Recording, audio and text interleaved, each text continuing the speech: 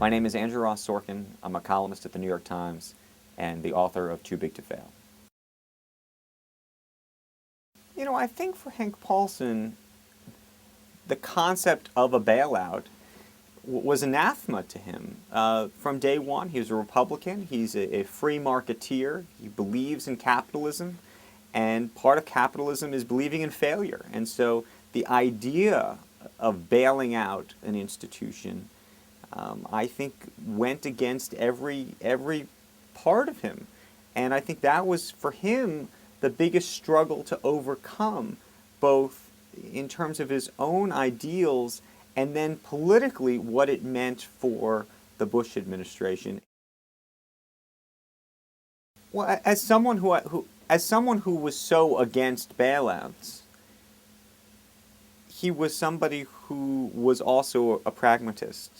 And I think he recognized that as much as he didn't want to bail out many of these institutions, and they didn't necessarily deserve to be bailed out, that he needed to do so for the sake of the system. So when you look at the Bear Stearns bailout, for example, I think he had a realization, a recognition that if he didn't do that, he was worried, frankly, at that time about a run then on Lehman Brothers and the rest of the system. Obviously, when he finally got to Lehman Brothers in September, he didn't bail them out. But once you got to AIG and once you started thinking about Morgan Stanley and Goldman Sachs, at that point, I think he really saw the abyss on the other side and thought if we don't bail these firms out, if we don't find a solution to reinstill confidence in the system, the game is over. There's two issues here. One is the consistency question, which is that throughout this period, there was an inconsistency to Paulson and the administration's views on bailouts. You saw them save Bear Stearns. You saw them put Fannie and Freddie into conservatorship. And that created an expectation in the marketplace about how they would treat and handle Lehman Brothers. So the fact that they were then inconsistent on Lehman Brothers is in part what shook the confidence in the markets. So that is a piece of it. Should have they saved Lehman Brothers? Not necessarily because they deserved to be saved, but because the system needed them to be saved, in part because of that consistency question. So the Lehman Brothers failure became a grand mistake because of those issues. I'm afraid to say that over the next decade or longer, it is going to be very hard for the government to really extricate itself from this, from Wall Street. And there's always going to be, in the back of investors' minds and in the back of the minds of people in the marketplace and the public, that the government could and may step in, and it's going to raise that whole consistency question all over again the next time a big institution gets into trouble, and what the role of government will be and how it will play going forward. You know, that question raises a very interesting point, which is you had this troika of people, Hank Paulson, Tim Geithner, and Ben Bernanke, and each of them was coming at this from a different place and perspective. Hank Paulson obviously had spent his career on Wall Street, had a deep knowledge of the street, and also was a very forceful personality, had a very good relationship with the president, and was in a very different place, for example, than Ben Bernanke, who was an academic, quiet guy, spent most of his time thinking about monetary policy. And then you had this other guy in the middle, Tim Geithner, who at the time was the president of the Federal Reserve of New York, who was playing both to Ben Bernanke as his almost understudy in that role, but also playing to Paulson, and also playing to Wall Street in that he literally sits, his office sits blocks away from Wall Street and spends time with many of the Wall Street leaders trying to understand their issues. And each of them came to this crisis from a very different place. And so it's not surprising that they all had different perspectives and views as the crisis unfolded. Well, Hank Paulson would tell you that he made it clear after Bear Stearns that he was not in the business of bailouts. I think he went on television and said that repeatedly. And yet, of course, then he goes and puts Fannie and Freddie into conservatorship. And so it goes back to this issue of the inconsistencies. I think he did have a worldview that he didn't want to be in the business of bailouts. He had tried to make that clear.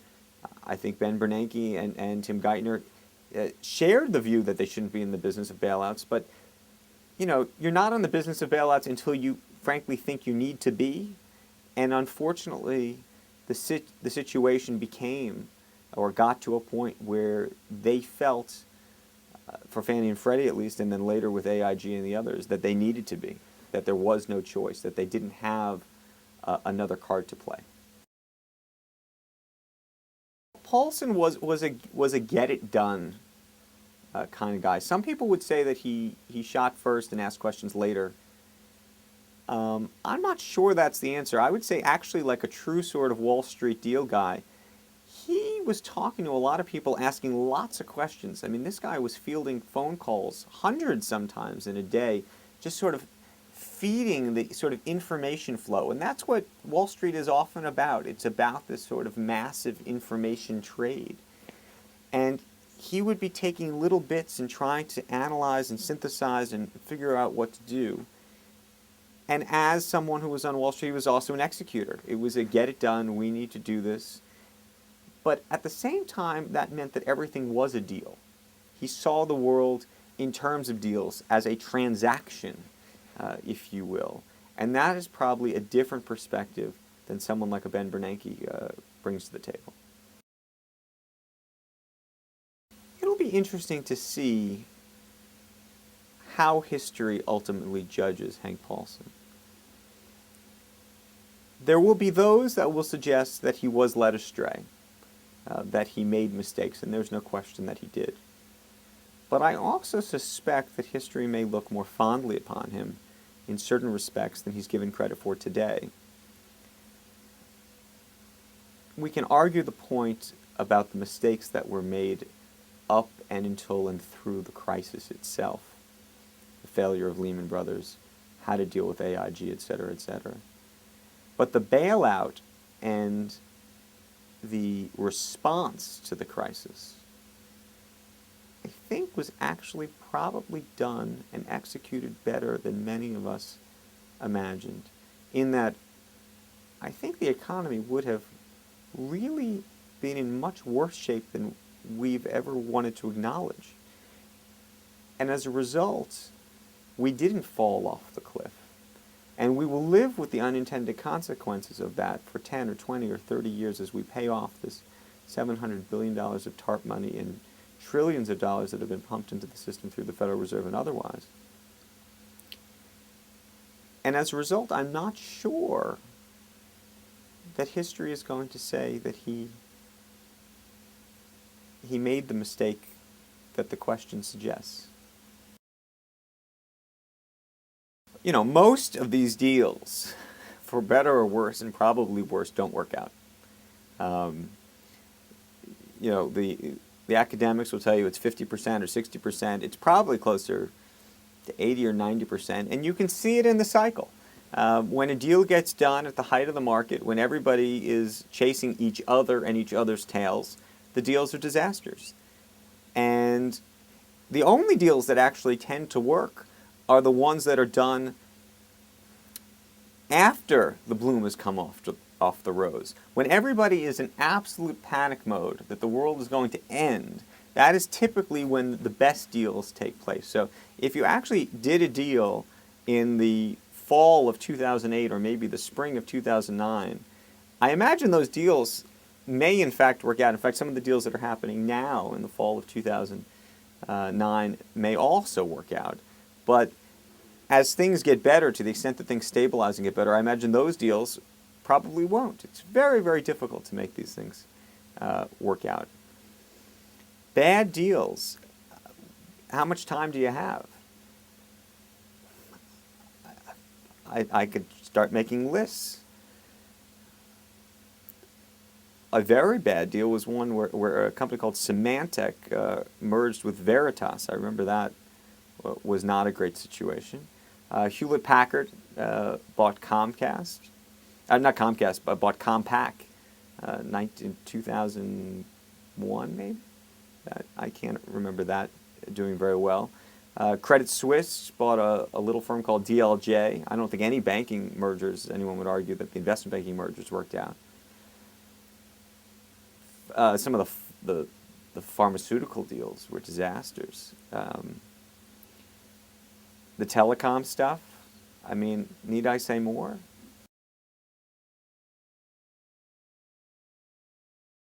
The question's a very smart question because for many years, all we did, even as journalists, not just the regulators, we said, the hedge funds, they're going to blow up, or the private equity firms, they're going to blow up. And what nobody seemed to do was tie it back to where do they get their money from, which was the banks. And so everyone said, regulate, regulate, regulate the hedge funds, and yet the banks, which frankly were regulated, but nobody was minding the store, clearly were the ones to blow up. What I would not take away from this is that somehow we don't need to regulate the hedge funds, the private equity firms, the insurance companies, or otherwise. What I would take away from this is usually when you're looking in one place, that may not necessarily be the problem place, but that you got to get deeper and you got to follow the money and really try to appreciate the full picture, because that was the biggest problem. We compartmentalized everything. We said, the problem's over here, the problem's over here, but we didn't look at it holistically. And this crisis was a systemic one. This crisis was a result of the fact that everybody was as interconnected as they were. There's a good argument to be made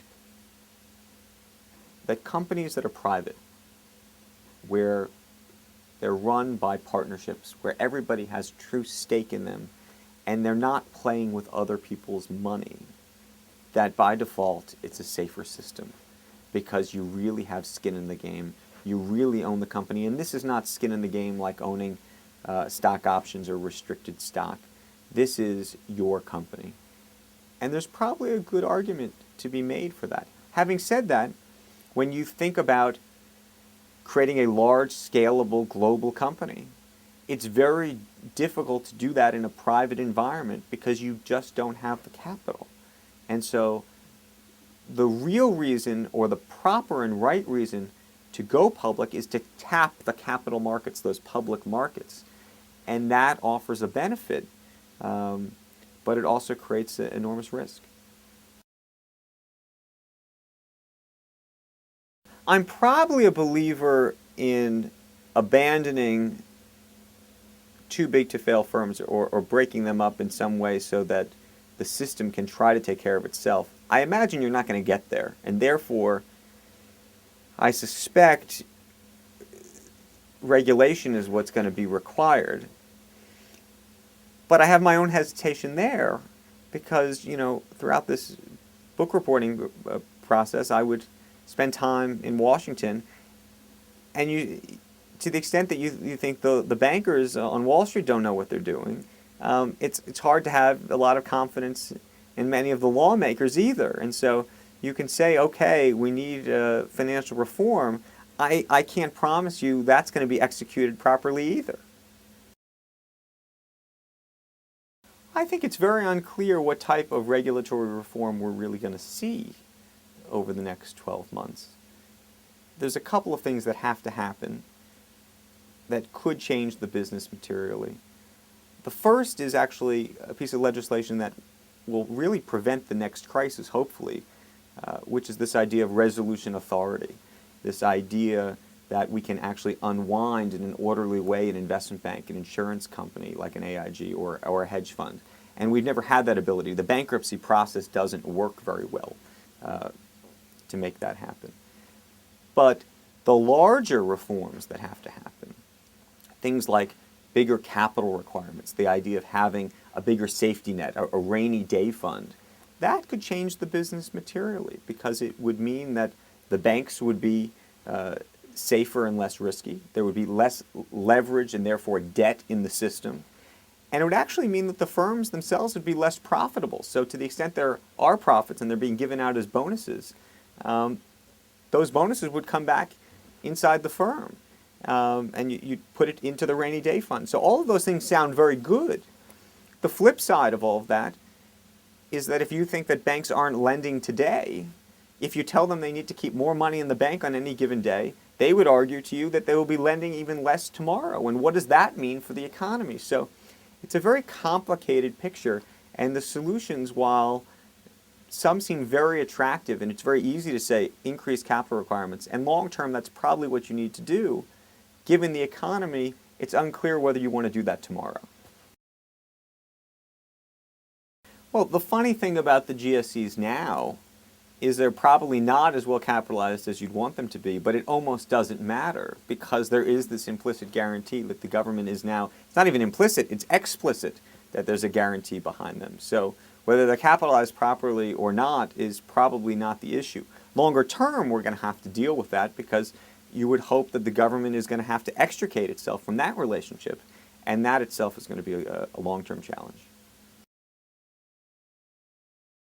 I imagine over the next 5 years, it's going to be very difficult for the government to truly extricate itself from being in the business of supporting the mortgage market in some way or another. The goal longer term has to be to get out. Can that be accomplished in 10 years, given the way the economy is today? I don't know. But I would imagine that the Fannie and Freddies of the world would end up getting broken up and privatized in some way, or at least that would be the goal.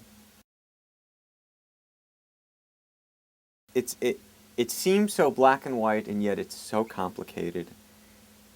You know, I think that some of the leaders of these firms had a very bad time hearing bad, or some might call unattractive, information. And they had people, in some cases, who protected them from that information.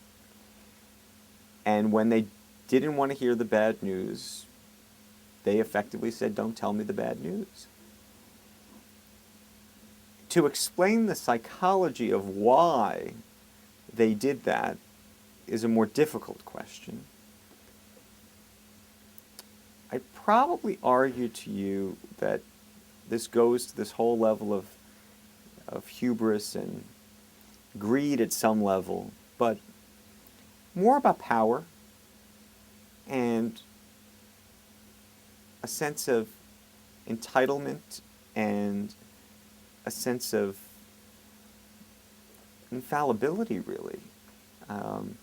That once many of these people got to the top, they thought they were king. And that in many ways, not in many ways, it turned out and is a very dangerous way to live. Shareholders should have been more attentive throughout this period. But, you know, in a bull market, shareholders, for the most part, go along for the ride. They see the stock going up, and they rarely want to say anything. It's only when it goes down do they have a problem. And shareholders, sort of like cats, they get herded around, and they follow the leader. With the exception of a few activist shareholders, there are a very rare number of big, important, influential shareholders that like to step up and say, there's a problem here, especially when they're making money. So the good news is that in the aftermath of the crisis, there has been a deleveraging. While many of these firms are now taking on new risk, and I think there's lots to be worried about with that, they're doing it with less leverage. So the idea of a massive crisis on the scale that we just saw is probably less. They're all instituting all sorts of new risk policies and hiring all sorts of compliance people, and the SEC and the Federal Reserve are becoming much more active around these things. Having said that, these agencies were around the hoop the first time, and look where that got us. I think that some firms, Morgan Stanley is a good example, are taking a lot less risk. But then on the other side, you look at a Goldman Sachs, and it appears that they're taking more risk. So it's a complicated picture. Well, unfortunately, I think it's very difficult to separate policy from politics. In a perfect world, in some instances, you probably would want to. In other instances, you'd probably say that the political element is important because it should, in a perfect world, match what the stakeholders need or want or what the public is after. In the case of the bailouts, the politics became difficult because you'll remember the public didn't want bailouts. I mean, one of the most remarkable things about this entire experience, when you look at Lehman, we now all look at Lehman, the failure of Lehman, as a great mistake. But at the time, you can go back, there's an editorial in the New York Times 2 days after Lehman goes bankrupt, heralding the decision by Hank Paulson to let them fail. And so it's very difficult to turn around and say, should politics and policy be separate? They probably should be in some respects on certain days, and on other days maybe not. Well, it's interesting because Dick Fuld, the former CEO of Lehman Brothers, has obviously been villainized and has become sort of the face of the crisis. And what's difficult about that, and perhaps unfair about that in some respects, is that most of the other CEOs who ran Wall Street firms would have been Dick Fuld had it not been for the government. So you can look at a John Mack, who actually I think did a very heroic thing by effectively saving Morgan Stanley. But it could have turned out very, very differently 5 hours later had Mitsubishi not come to save him, or had the government not made them a bank holding company. The same thing with Lloyd Blankfein. The same thing with the folks at AIG. The same things at Merrill Lynch. And so, everybody wants a poster child. And it's very easy to wag the finger at one individual and one face, and that feels the most satisfying. But I imagine in this context it's probably the most unfair. When I started doing this about 10 years ago in London, and when I first started this job, I used to literally make lists of people on Wall Street that I wanted to try to meet every given month. So I would sit and make a list of 30 people. And I would cold call, literally, and introduce myself as a reporter who planned to be on the beat for a very long time and thought it was important that we get to know each other in some way. And I think hopefully over the years, people have taken those calls and occasionally those meetings, and a trust level has developed. And I think that's probably true of any reporter. It's really about hard work, shoe leather reporting, getting on the telephone, running around to, in my cases, to meetings or events to see different people and whispering in their ear and hopefully they're going to whisper back and tell you the information. As a child, I always enjoyed, my parents used to have these little cocktail parties, and I always loved trying to get the adults to tell me things they weren't supposed to say. And in many ways, that's what my job is today. It's getting people to tell me things that they probably are otherwise not supposed to say.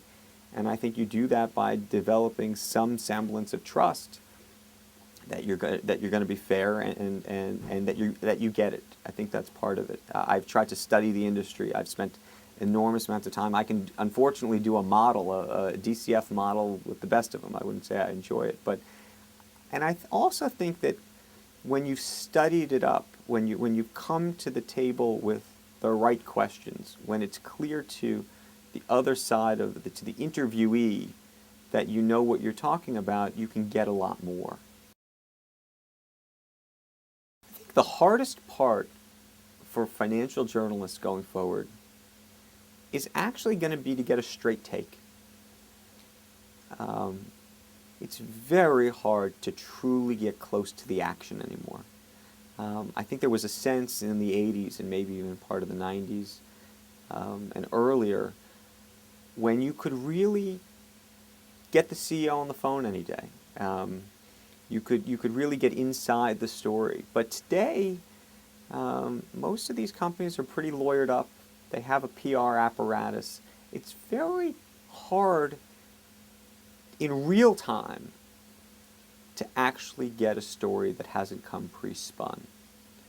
And while the government is requiring more and more disclosures, as we've seen, some of these disclosures are worthless. And so it makes it an enormous challenge to be able to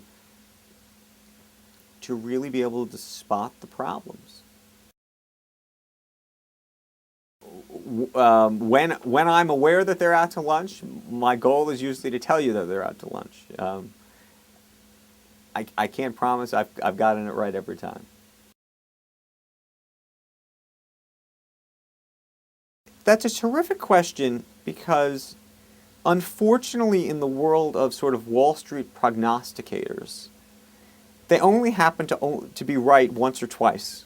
So right now, Nouriel Roubini, for example, who called the crisis, seems to be the guy that you'd want to hear from.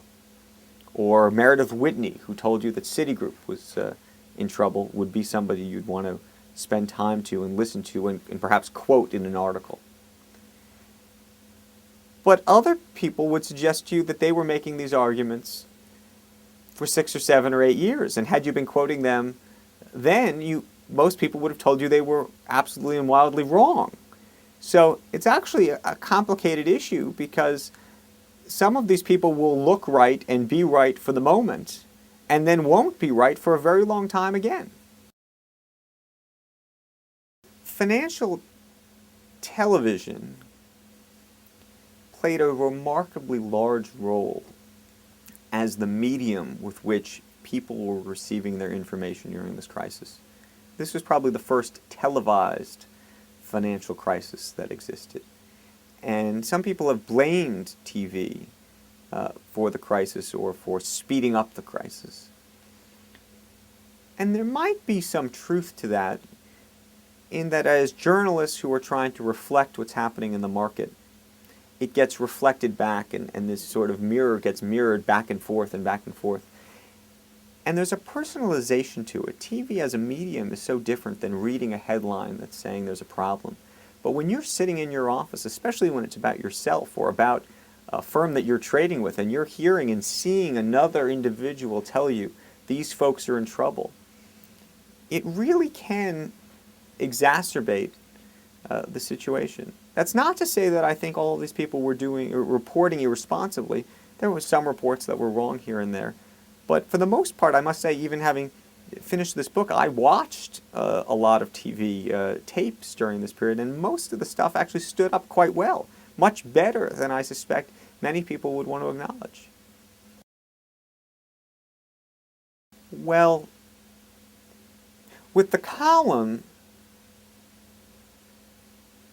you're supposed to have a perspective, a viewpoint, and you're letting the readers in on that perspective. With the book, I was trying to do something very, very different. I wanted to bring the reader behind the scenes, hopefully in a very objective way. And my goal was to actually let the reader decide. I thought that the public, and even as a reporter, didn't really know and appreciate what had happened throughout this period behind closed doors. And so when I went into the project, I remember watching an interview with Quentin Tarantino on Charlie Rose, and he asked Quentin Tarantino what his goal was when he made a picture, and he said that his goal was that when the audience left the film, that they all felt as if they had seen their own picture. That, one person sitting next to another person could take something completely different away from the film. And so, in the same way, that was really my goal. If you told me that you walked away from this book and loved Hank Paulson, that'd be fine by me, because I've also met people who said they've hated Hank Paulson. I've had people come up to me and say, Dick Fold is the villain of this book. And I had a woman come up to me physically on the street who said, when I read that scene where he was crying with his wife, I cried too, and I think I actually love Dick Fold. And as a writer, that's actually the perfect outcome. Who are my heroes?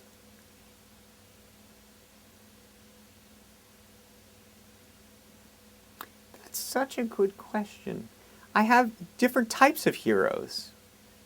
Some are other journalists. I think what Bob Woodward has done during his career is extraordinary, obviously. I go back and read books like Den of Thieves and would tell you that Jim Stewart is an extraordinary journalist, or Brian Burroughs, who did Barbarians at the Gate and really almost invented a genre, are heroes of mine.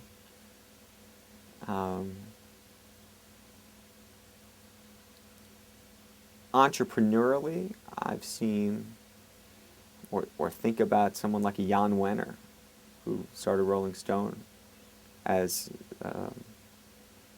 somewhat heroic.